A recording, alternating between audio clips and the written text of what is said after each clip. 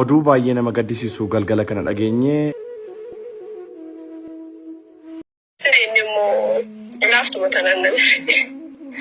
Ay ko inni so wanta kalle wonni jenne isan wajji wonni te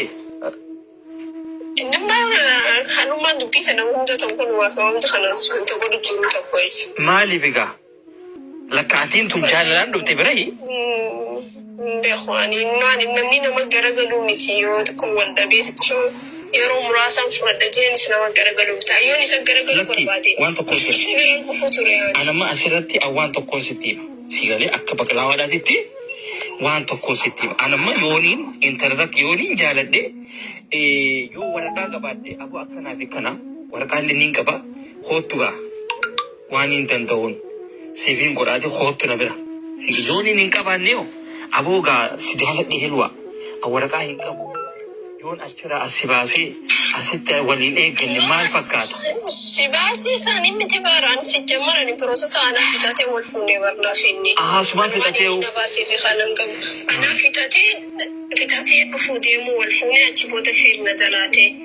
ma takadu masha takatana gutene shway gafelte lamada kare attegulu amma malaka santu gara isanyati mo akami ga dubbi ay yani malli khafalamu kabajani Hamza lin dawalin arushu takabo Hamza kamin Hamza shejaba mal pisona kesa wasafan ya bikaudan masina ni soti ya tan ati futan kam ne taju nerge fi o ham foto ko man ka khayra fu dije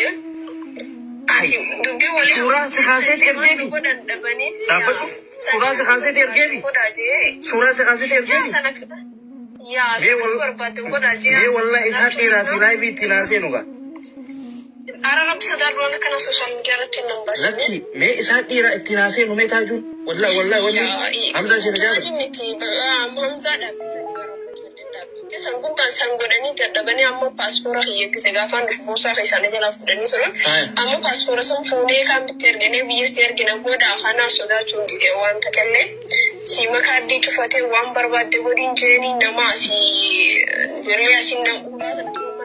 nama de bujur dizenga podo manajala de mujura wan barbade hunta godani de dolle se to dolle kami